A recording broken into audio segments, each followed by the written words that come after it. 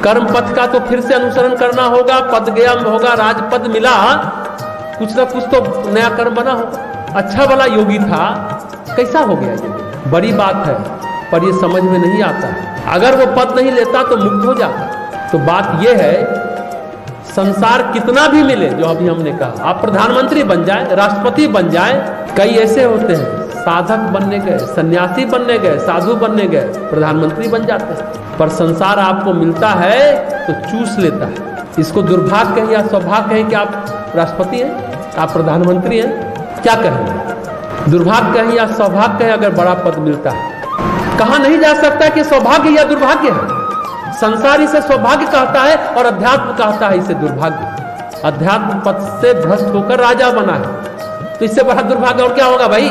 सौभाग्यशाली तो अहिल्या है, जिसे हरि के साक्षात दर्शन हुए राम के रूप में। श्राप मेरा दुर्भाग्य नहीं सौभाग्य है। सच कहें तो अहिल्या की जो प्रार्थना है ना, दुर्भाग्य नहीं सौभाग्य बन गया। सौभाग्यशाली अहिल्या है जिसे हरि के साक्षात दर्शन हुए। इसलिए प्रभु से कहती है, महाराज अब संसार न देना।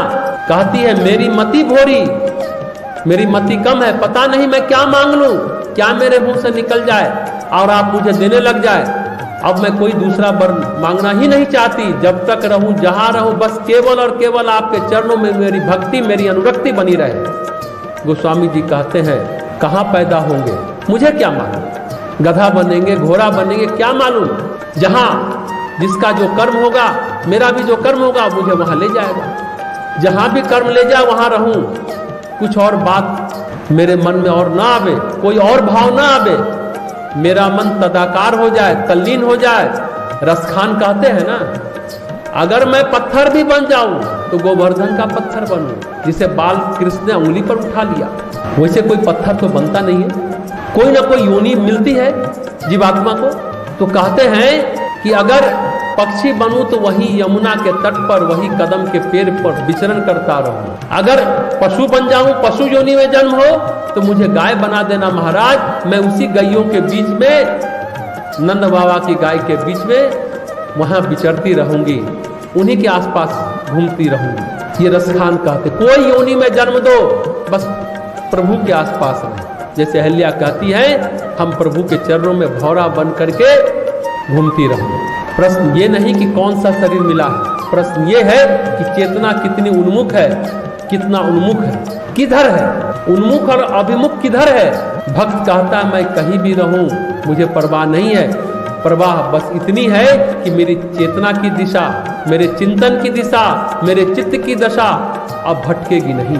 पशु बनाओ, पक्षी बनाओ, पेड़ पौधे पत्थर बनाओ, मेरे अनुभव में, मेरे दिल में भगवान धड़कता रहे। मीरा को परवाह कहाँ है? जहर मिला, सांप मिला, बस एक ही परवाह है कि कृष्ण छूटने ना पाए, कृष्ण की अनुरक्ति छूटने ना पाए। अहिल्या कहती है, मेरे साथ जो हुआ बहुत अच्छा हुआ, बुरा नहीं हुआ। संसार कितना भी अच्छे रूप में मिले, ढंग से मिले, संसार हमेशा बना नहीं रहेगा। वो दुख, वो सुख जो हम हमेशा कहते हैं, विवेकानंद कहते हैं, संसार फूलों से ढका हुआ सरा मुर्दा है, जरा फूल हटाओ बदबू आने लगती है।